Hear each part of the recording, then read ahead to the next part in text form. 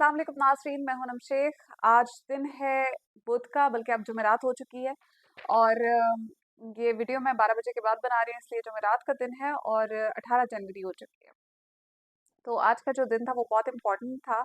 उसके हवाले से भी बात करेंगे और तमाम तर सियासी सूरत हाल जो है उसके ऊपर एक नज़र डालते हैं। एक तरफ कहा जाता था कि तहरीके इंसाफ जो है उसको उम्मीदवार नहीं मिलेंगे। कितने एलिगेशंस लगाए गए, कितनी मुश्किलात से तहरीके इंसाफ गुजरी है और उसके बाद कितना डराया गया, धमकाया गया लोगों को, ये हम सबको पता है। उसके बावजूद जो है तहरीके इंसाफ के जो लोग थे, they were very those who were very loyal to PTI and Imran Khan, वो साथ खड़े रहे इन मुश्किल हालात के बावजूद भी। और कुछ लोग थे वो छोड़कर चले गए, मजबूरियां होती हैं। काफी लोगों ने प्रेस कॉन्फ्रेंसेस की और उन्होंने खैराबाद कह दिया।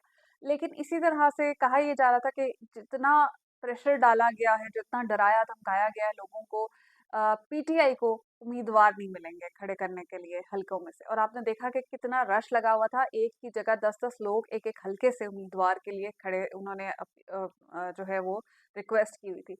और कितना टफ कंपटीशन था, उसके बाद जाकर जो है पीटीआई ने अपने उम्मीदवार सिलेक्ट किए और अनाउंस किए। और उसके ऊपर फिर कितना रोला पड़ा रहा कि भाई हमें मिलना चाहिए था, उसे मिलना चाहिए था, ये गलत टिकटों की तकसीम हो गई है। और कुछ डिसीजंस चेंज भी किए गए। लेकिन जो हकीकत है, जो कहा जाता था, उसके बरक्स नताइज निकल गए हैं, उसके बरक्स पता चल रहा है, हमें न्यूज़ मिल रही है। अब आज ही जो सबसे इम्पोर्टेंट खबर है वो आपके साथ शेयर करनी है कि आज ज़मीर हैदर साहब के प्रोग्राम में राजा रियाज साहब, जो कि नून लीगी आपको पता है कैंडिडेट है, वर्कर है, और जो भी कह लें आपको, तो वो उन्होंने कुछ इंकशाफ किया। उन्होंने ये कहा है कि हाँ, ये हकीकत है कि नून लीग को कैंडिडेट्स नहीं मिल रहे थे कुछ हलकों में, क्योंकि आपको पता है 266 की सीटों पे ही आप उनका क्वेश्चन सुने कि 266 की सीटों में से 205 या 208 आप लोगों ने कैंडिडेट्स खड़े किए हैं, तो उसका रीजन क्या है? तो उन्होंने उसका रीजन क्या बताया वो आप खुद सुने। अल्टीमेटली हमें ये नजर आता है कि 266 में से सिर्फ 208 सीटों पर मुस्लिम लीग नून को कैंडिडेट्स मिले, तो ये 50 से ज्यादा लोग जो हैं वो क्यों नहीं आ सके। कई जगह सीट एडजस्टमेंट हुई है और कई जगह पे वहां पे कैंडिडेट नहीं थे, ये हकीकत है। अल्टीमेटली हमें ये नजर आता है कि 266। जी, तो काफ़ी जगह पे सीट एडजस्टमेंट्स हुई हैं और काफ़ी जगह पे कैंडिडेट्स थे ही नहीं। मतलब आप हालात सुने कि वो क्या कह रहे हैं कि 266 जो है वो सीट्स में से आपके पास 208 कैंडिडेट्स हैं या 205 कैंडिडेट्स हैं, तो आपके पास बाकी कैंडिडेट्स 50 के करीब कैंडिडेट्स जो हैं वो क्यों नहीं थे? तो उसकी रीज़न उन्होंने ये बताई है कि कैंडिडेट्स नहीं मिल रहे थे। तो आप सोचें कि कहा जाता था कि तहरीक इंसाफ को कैंडिडेट्स नहीं मिलेंगे, जबकि दूसरी जगह उसके बरक्स, बल्कि हम देख रहे हैं कि नून लीग को कैंडिडेट्स नहीं मिल रहे थे हलकों में। और क्या रीजंस हैं, उसके हजार रीजन है, आपको भी पता, मुझे भी पता, वो बताने की जरूरत नहीं है। लेकिन बड़े बोल नहीं बोलने चाहिए।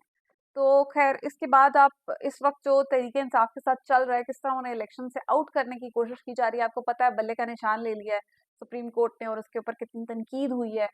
चंद एक सहाफ़ियों को छोड़ के, चंद एक तज्जियाकारों को छोड़ के बाकी सब ने इसकी मुखालफत की है, इस डिसीजन की, और उन्होंने कहा है कि ये नहीं होना चाहिए था। और this is against the democracy and the fundamental rights of the people of Pakistan.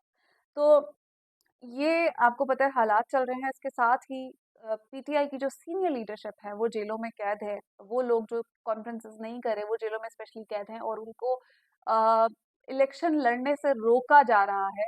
हर सूरत कोशिश की जा रही है कि वो इलेक्शंस ना लड़ सकें।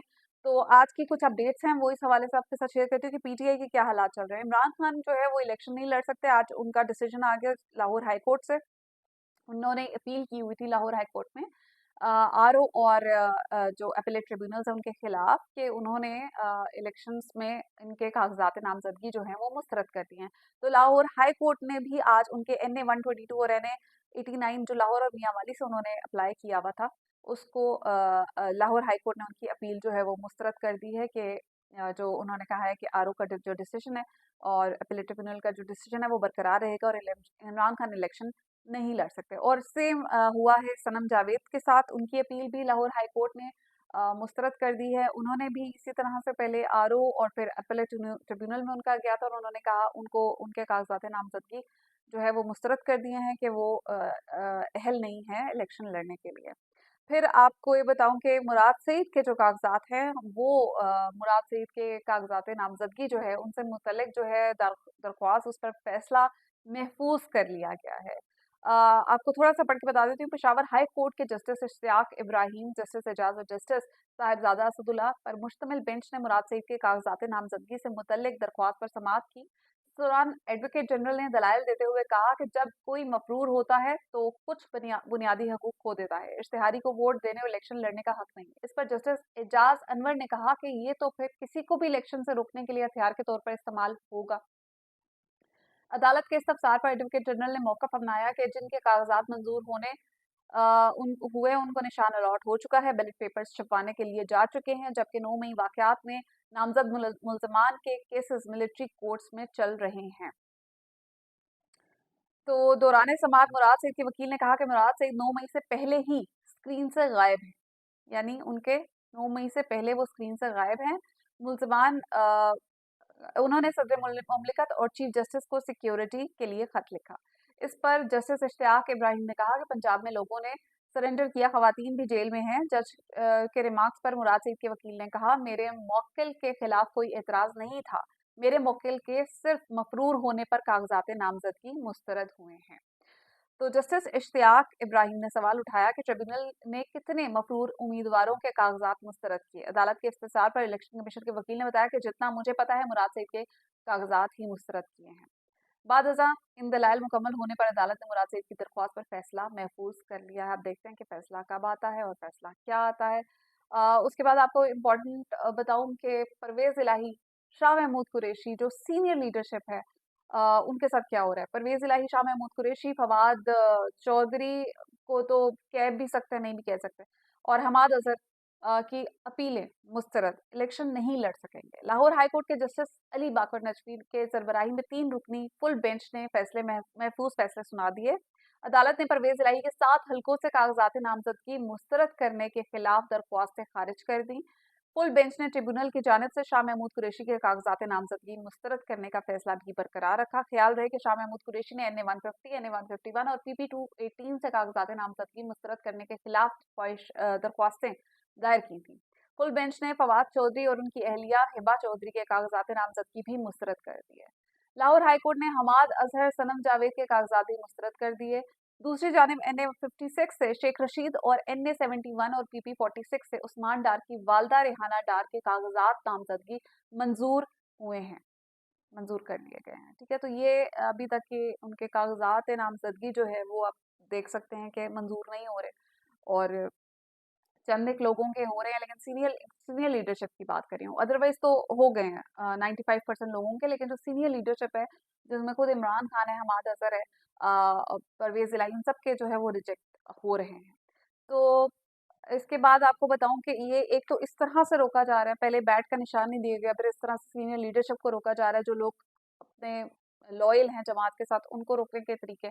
साथ पाकिस्तान तहरीक इंसाफ की हिमायत याफ्ता जो उम्मीदवार हैं पीर इकबाल शाह, आज आपको उनकी मैं बात बताती हूँ कि उन्होंने जहांगीर तरीन के हक में वो दस्तबरदार हो गए हैं। तो इसकी क्या खबर है ये सुन लीजिए।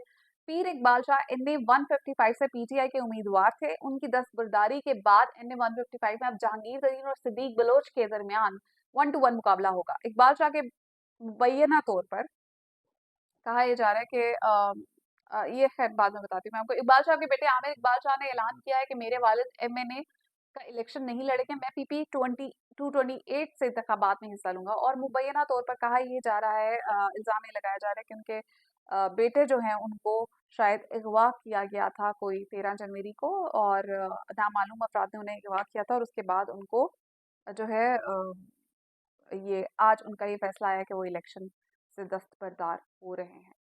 तो वजूहात आप समझ सकते हैं, मुझे इसे एक्सप्लेन करने की ज़रूरत नहीं है। और ये हालात हैं। और गुजरात में आज PTI से ताल्लुक़ रखने वाले आज़ाद उम्मीदवार मुदस्सर मछियाना के डेरे पर पुलिस ने छापा मारकर 18 अफराद को गिरफ्तार कर लिया।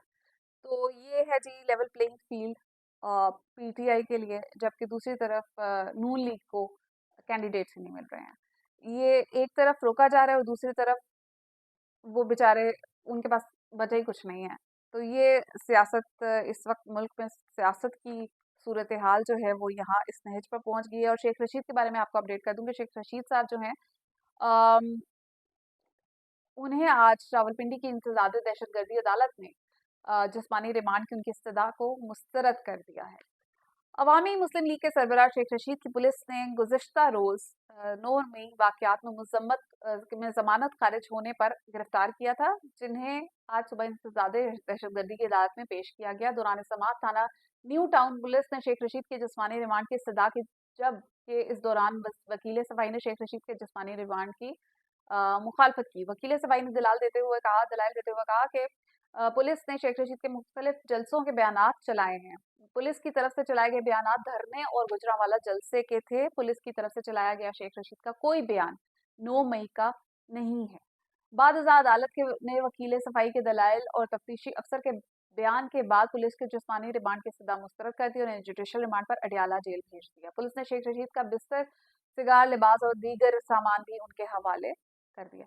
अच्छा, इसके साथ ही शेख रशीद साहब ने एक वीडियो पैगाम रिकॉर्ड करवाया जो कि सोशल मीडिया पर वायरल है, जिसमें उन्होंने पीटीआई के जितने फॉलोअर्स हैं उनसे अपील की है कि आपने मुझे वोट देना है क्योंकि मैं अपनी जमात का मैंने पीटीआई का साथ नहीं छोड़ा। मैं उनके साथ खड़ा रहा हूँ आखिरी दम तक और मैंने बहुत तकलीफ़ें काटी हैं, तो मुझे उसका जो सिला है वो ये नहीं मिलना चाहिए कि मेरे साथ जो हो रहा है। यानी कि आपको पता है उनके मुखालिफ पीटीआई ने कैंडिडेट्स खड़े किए हैं, तो उन्होंने पीटीआई के लोगों से अपील की है कि वो उन्हें वोट दें और कलम दवात को वो वोट दें और शेख रशीद को वो उनकी सीट जो है वो दिलवाएँ वापस।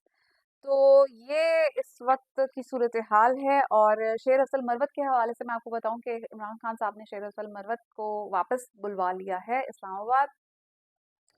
और इस्लामाबाद उन्होंने कहा सिंध से आप तमाम तर अपने जो प्रोग्राम्स हैं वो मनसूख करके फ़ौरी इस्लामाबाद आप पहुँचे। उन्हें अब देखते हैं कि उन्हें क्या मज़ीद हिदायत मिलती है क्योंकि आपको पता है पार्टी में बहुत क्लैशेस चल रहे हैं। एक तरफ रऊफ़ हसन साहब अजीब-ओ-गरीब बयानात देते हैं, दूसरी तरफ कोई बातें कर रहा है। लेकिन जो ऑन ग्राउंड वर्क कर रहे हैं, जो काम कर रहा है वो है शेर असल मरवत और उसको I think it's very unfair to criticize him.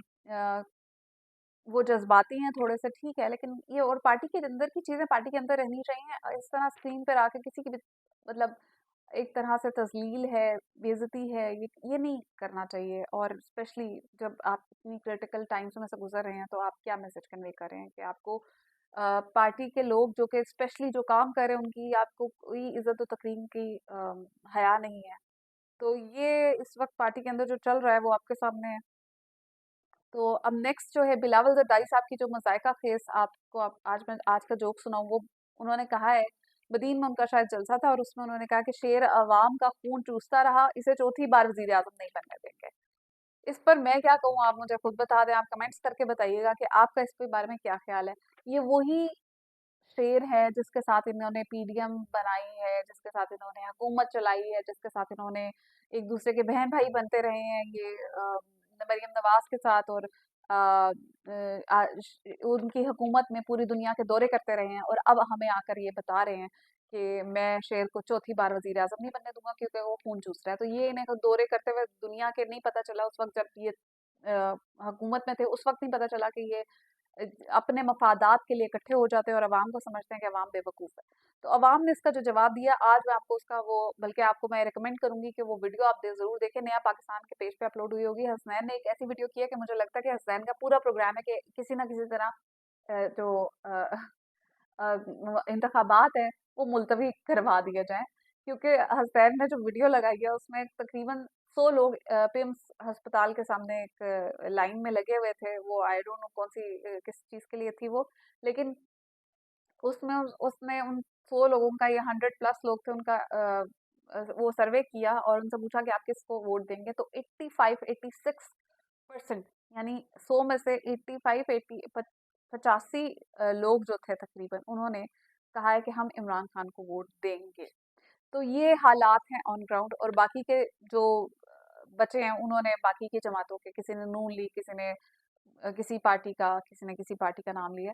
तो ये सिचुएशन है, ये एक लाइन की सिचुएशन थी जो खाने की लाइन में मेरे ख्याल से लगे हुए थे। तो आप सोच सकते हैं कि बाकी का क्या हालात हैं। तो ये वीडियो आप ज़रूर देखिएगा क्योंकि इट्स वेरी आई ओपनिंग और जो लोग समझते हैं कि पीटीआई क्रश हो गई है, तो पीटीआई किसी भी तौर के ऊपर मुझे नहीं लगता कि उसको हराना इतना आसान होगा। लेकिन आपको पता है कि जिस तरह से गंदे हथकंडे इस्तेमाल किए जा रहे हैं, तो मैनिपुलेट किया जाता है, जाता रहा है, और इस दफ़ा भी किया जाएगा, लेकिन इस दफ़ा मुश्किल तो होगी, बिल्कुल।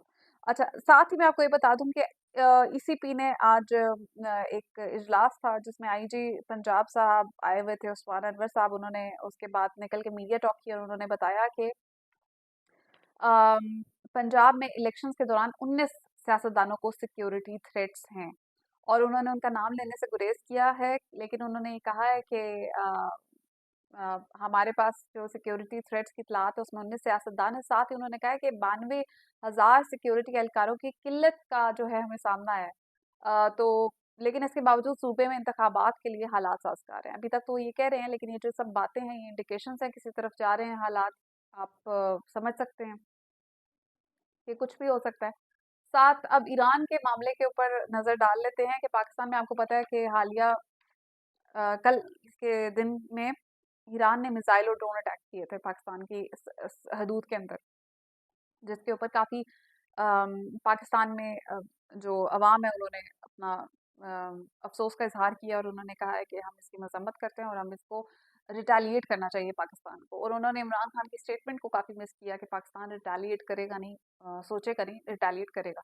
लेकिन आज इस तरह से बोलने वाले नज़र नहीं आ रहे, तो इसके ऊपर दुख का इजहार कर रहे हैं। और स्पेशली तहरीक इंसाफ के मैंने जितने अकाउंट्स देखे हैं, जितने उनसे एसोसिएटेड अकाउंट्स हैं, उन्होंने अ, हिमायत की है अपनी फ़ौज की, और उन्होंने कहा है कि हम आपके साथ खड़े हैं और आप इसका भरपूर जवाब दें। लेकिन अम, इसके बावजूद इस जो ये जो वाक़या हुआ है, इसको भी तहरीक-ए-इंसाफ के लोगों के खिलाफ एक प्लान बनाया जा रहा है, और उसमें उन्हें फँसाने की कोशिश की जा रही है, क्योंकि ऐसी बहुत सी ट्वीट्स मेरी नज़र से गुज़री हैं, जो कि बहुत से जर्नलिस्ट भी कर रहे हैं और इन्फ्लुएंसर्स भी लगे हुए हैं और नून लीग की टीम्स लगी हुई हैं इस चीज़ के अंदर, और ये बताने की कोशिश कर रही हैं कि तहरीक-ए-इंसाफ ने इस चीज़ को बहुत एन्जॉय किया कि ईरान में से हमला हुआ है पाकिस्तान के हदूद के अंदर, और वो अपनी फ़ौज को बुरा-भला कह रहे हैं, और उन्हीं को जो है वो अटैक कर रहे हैं उनके ऊपर, और कह रहे हैं कि ईरान ने जो किया वो बहुत अच्छा किया। हालाँकि ये बिल्कुल गलत है, और इस चीज़ का अब इसके ऊपर क्या